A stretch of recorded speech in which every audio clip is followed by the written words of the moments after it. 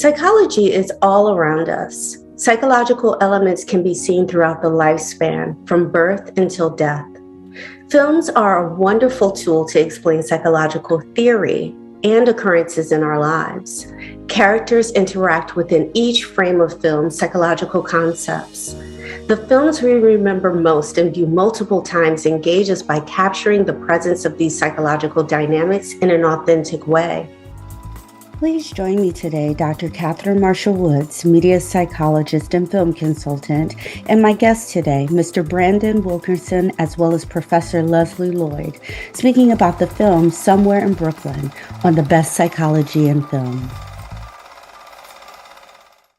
Hello, everyone. Today we have the pleasure of speaking with Brandon Wilkerson as well as Professor Lloyd in order to talk about the film Somewhere in Brooklyn. Thank you for joining us today. Happy to be here. Thank you for having me. Wonderful. Well, tell us a little bit about the film, Somewhere in Brooklyn. As far as plot, well, it's about an officer who rekindles a love affair that he had while he was undercover during the COVID pandemic. And unbeknownst to him, the person that was his primary target puts a hit out on him before he is set to go to trial. Where did this come from? How were you able to conceptualize this exactly? It's a pretty complex plot. I was going through a lot at the time. I I started writing it in the fall of 2021, and I was just going through a very hard breakup. I was dating someone throughout the lockdown, and I really thought that this was going to end up in marriage. It was just one of those feelings where a man feels like, oh, wow, I finally found her, and I never felt that before. And then things didn't work out. And I just happened to be at my father's house in the basement just playing Grand Theft Auto, which has always been my stress reliever since I was 15. And then it hit me, oh, yeah, I always did want to make a film that was inspired by this. And I merged the two, I merged my passion and my pain together, and I just started writing. We are going to definitely talk about that in a moment because that is a very interesting catalyst to create a film by. But I also want to introduce Professor Lloyd. How are you engaged in this film? Good morning. How am I engaged in the film? My role, and thank you, Brandon, for even including me. My role was really that of a sounding board. Sounding board, just, hey, what do you think of this? Oh, take a look at this, and what are you getting from this? So I was coming in at different points throughout the process, really as a sounding board and just a different opinion, a different viewpoint on certain ideas, certain editing choices. Sometimes you just be like, hey, what do you think of this? What did you get from that? Or how long do you feel like the scene is a little long? Or, ooh, I thought about making it longer.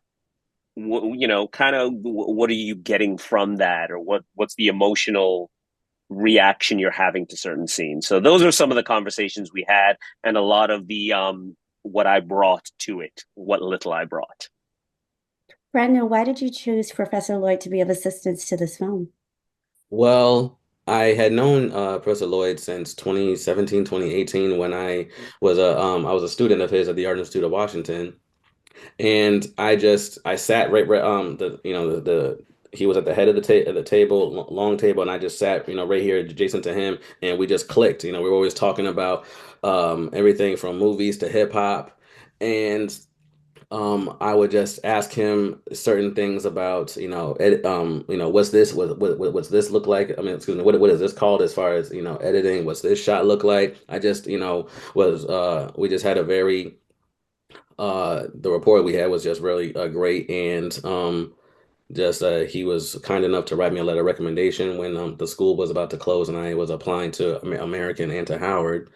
And we kept in touch after that. And when it came to having a thesis committee for my film, you could have two people from Howard and one from somewhere else, and I called him up and asked if he could be part of it, and so many things were in disarray when it came to my department and such, and there was I wasn't able to get a lot or any real guidance from my department in the process, but Professor Lloyd was always available, for me to call and get his feedback when it came to my script, just personal things I was feeling in regard to what I was inputting into my script, where this was coming from, this coming from, and such. And yeah, he was a real real asset, real lifesaver, for me. So yeah. That is a lovely parallel in marriage that the two of you created to create this film then. This film is actually really interesting because, again, the plot is pretty complex regarding being able to follow the characters and be able to follow the plot. It is one that is quite interesting to be able to do. And like you said, now that you note that it was a way to be able to merge these two experiences for you, your coping strategy of Grand Theft Auto coupled with a heartbreak, it seems pretty obvious to now me thinking about your film. However, why make the film during the time of your recovery of a heartache? Well, I mean, I had to because it was my thesis year, and and I just it was fall 20, so I had to have something in before, before the spring, but the writing process, and again with the not having everything in place as far as, when I should have such and such done and such done, by the time April came, they told us, okay, a lot of you aren't going to graduate this year. You're going to have to wait until next year, which I was okay with. A lot of people were livid, but I was okay with it because I wanted my film to take place at Christmas. But it ended up the writing process ended up being unexpectedly the bargaining part of the grief. I I was venting ridiculous into that script. The kitchen scene initially, I I I I downloaded the script for Fences just to see what the rhythm was, and then I mirrored it after that, but just put it in my own words and such. And I was like, this is, it's reading like a play, but it's really deep. And then after everything happened with my department, I didn't go back to my script for about 6 months, and then I realized after about 6 months, I guess a little bit more healing had done, and then I went back at my script, and I was like, okay, I don't need all of this. I don't need all of this. This is too much. Um, Maybe if I had the opportunity to make a longer film, I could do that, but yeah, it didn't necessarily. I was also in therapy at the time. I was in therapy throughout my entire time at Howard. I didn't know at the time that I was going to be, m the majority of the time, speaking about my, verbal and emotionally abusive relationship, from this person. I went into it just to, get a understanding of the grief that I was going through from still feeling the loss of my mother back in 2011. So it was a whole bunch of things, but that experience, gave me the language to be able to express and be aware of what it is that I'm feeling. So in some cases, I guess my film was what showed that in a way, at least for me. So So interesting you said that because that was one of my questions for you. It's that that kitchen scene in particular made me, as well as actually when he is playing golf or shooting golf, that I wondered if there was a time that the writer of this film, a la you, was had any history in therapy because of the way the feelings are communicated within those two scenes. And More importantly, not communicated during those two scenes. There is some levels of silence that come about within, specifically when they're at the golf location, where he doesn't say anything.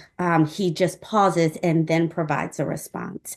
That level of thoughtfulness that within those pauses to offer a response to her seems very intentional pauses to be able to conceptualize what it is that she is saying, what it is he may want, and then be able to provide a response.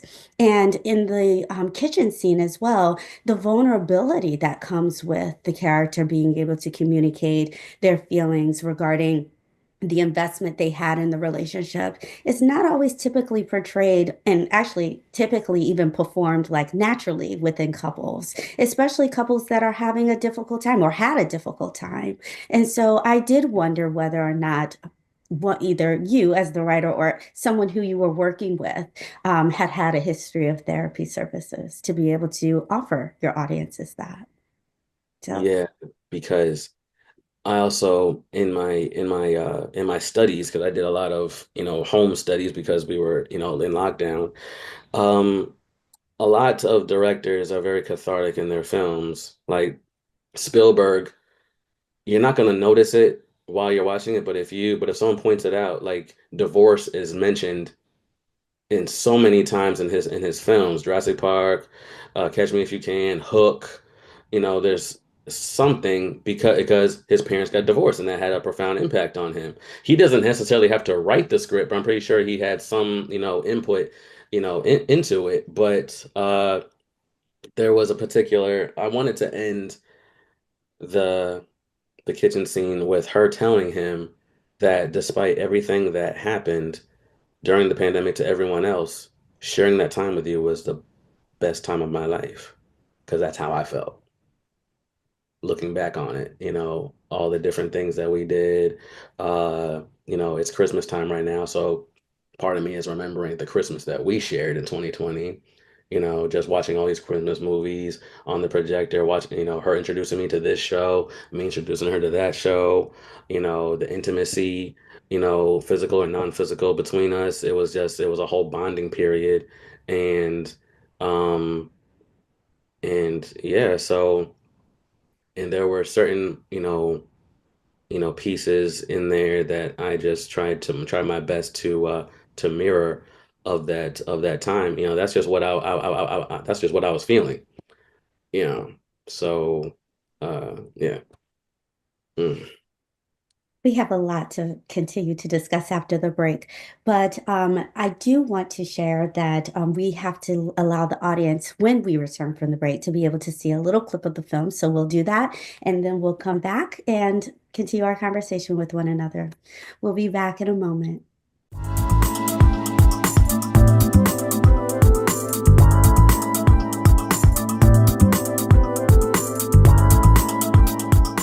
I do love what I do for a living. I never dreamed that having this career was possible until I came to UDC. I met a professor when I decided to finish up my degree program. She told me, hey, why don't you go and intern on Capitol Hill? The internship led to being a staffer. I would have never been opened up to that opportunity if that professor would have never urged me and said, I see something in you. My UDC experience changed my life. UDC helped me find my possible. Find your possible. Visit udc.edu/possible to learn more.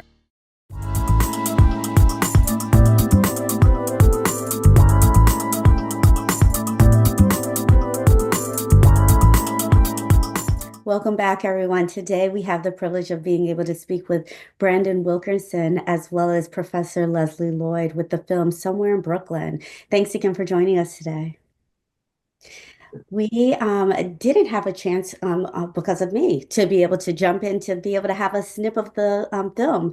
I got so enthusiastic about speaking to our two guests today. Why don't we give you a brief moment to be able to have a clip, and then we'll be right back.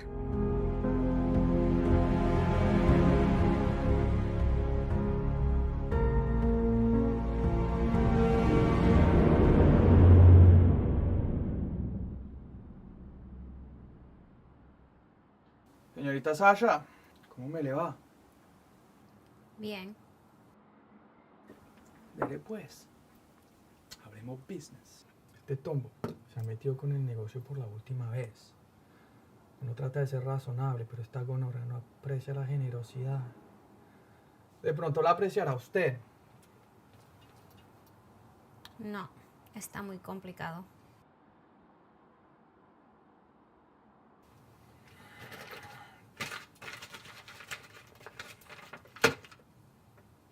Y ahora, más razonable.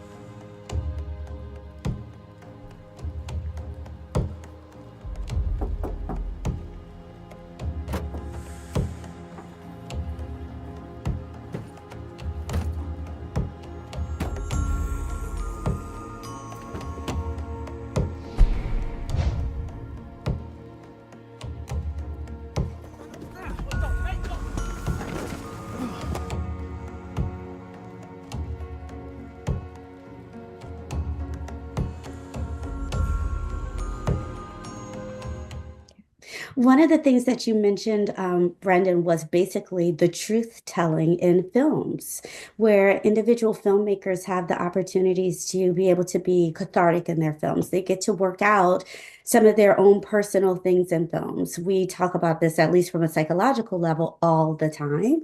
Most individuals either are working through some sort of conflict that they've had in the past, and or they're using it as a way to be cathartic, or what I note, defensively is called sublimation. The ability to be able to take someone's pain and create something beautiful from it, which is something you've been talking about today. Professor Leslie Lloyd, did you know that Brandon was using his film as a way to be able to heal in some ways? Yes, I did.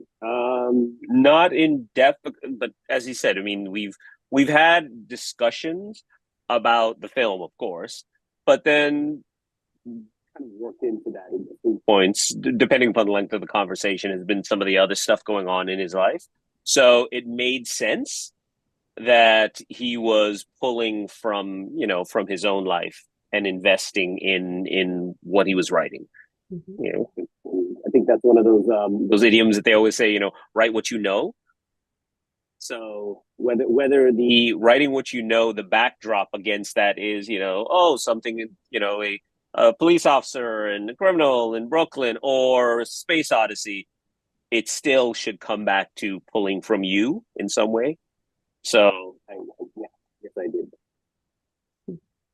Do you feel, Brandon, that support that you received was something that was also healing to you? Is that you had the space to be able to make this film, like you said, you had to make it, for your grade, but you also was then receiving support of being able to use it as a platform also to be able to cope or at least learn more about your experiences. Oh yeah, definitely. Because I'm one of those people that my face tells everything, and I'm a silly ass. So if I'm quiet, something's wrong. And my mother would always say that if the house is silent, Brandon, something's wrong with him or he's sick.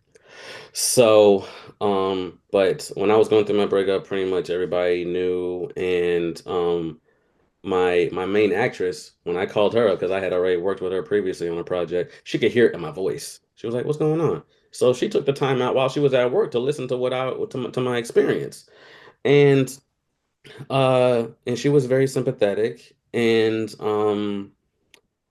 even when she read the script, like the early stages of it, when it was like 30 something pages long, she was like, "Oh wow, he really put all of it in here." So and there were so many rewrites up until even during the shooting, but yeah, I really appreciated select people's support of me, because it was just a real hard time for me. Like I'll present myself in a certain way when I'm in front of other people and such, of course, but then just as a man, when you're by yourself, there'll be a random moment, something will trigger you, and then boom, Niagara Falls. So, um, I really appreciated Professor Lloyd's understanding. And and even in my original scripts, I would make little references to other films, and I appreciate him for catching those. It was like, there was a time, like I made a reference to Joe versus the volcano, where uh where I kind of took the dialogue from Fences, and she was like, "Well, Joe, I jumped in that volcano with you." I wrote that, and he caught that. Not a lot of people will catch that. So yeah. It sounds like you had a host of support in order to create this film. And that is wonderful to have as a filmmaker, knowing that this is your film, but it also sounds like very much the input of other individuals to make it what it has been today, which is wonderful.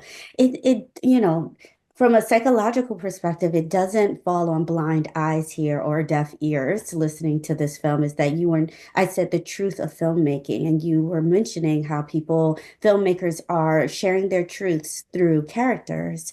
But this film in particular is, in some ways, a lot about deception as well. And I'm wondering how you felt about that you are communicating about and showing people about the deception in relationships while you tell your own truth at the same time. Deception in relationships, deception and lack of trust. It's just like we've seen that plenty of times in film. I mean, look at Point Break or Fast and the Furious, which is pretty much the same plot. But um, hell, even look at the dynamic of Batman and Catwoman. Find out they are who they are in the middle of their dance and such. Like it's I guess become one of those elements that is this has become, what's the word I'm looking for? Just a necessity when it comes um to love and narrative, to make it dramatic, even if it's I mean, and sometimes I guess it can be cliche, and really I believe there are a lot of ways to that there are a lot of different methods of love that haven't really been explored in film, but they just maintain the same formula because either because of lack of imagination, lack of experience, or just to be safe. So for me, I don't think I went in there trying to be formulaic. I was um just trying to keep a potential audience engaged, because I have seen so many student films that have bored me, that looked like they were done in some in high school, someone's, little, 90s type camera, bad sound, bad lighting, and um and I'm like, and it's just and I would just and you have to force yourself to try to see the good in it, but it's just we spend so much of our time in front of professional quality programming, that when you see that, it's just like, yeah, no, this isn't keeping my attention, because we're spoiled. So I recognized that, and I said, you know what, I'm not going to make something that I wouldn't want to watch. I think you're spot on, actually.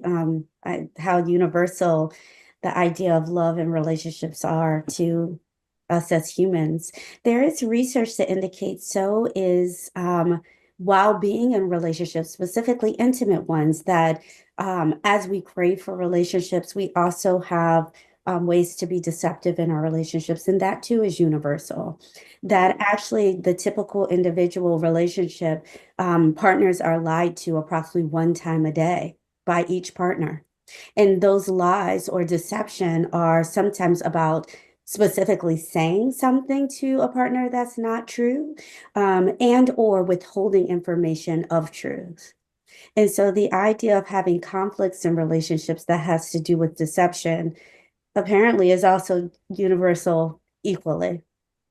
And so for us to represent that in films, to show that that's a part of the reality of relationships, that there's deception and that there is a challenge to be honest and have trust in the relationships is equally important to be able to illustrate when we're looking at romantic, intimate relationships on film. That is the most accurate way to be able to depict a romance, is to also have some levels of deception and challenges with trust, because we see that that happens in most relationships. Now, the severity, of course, is wide.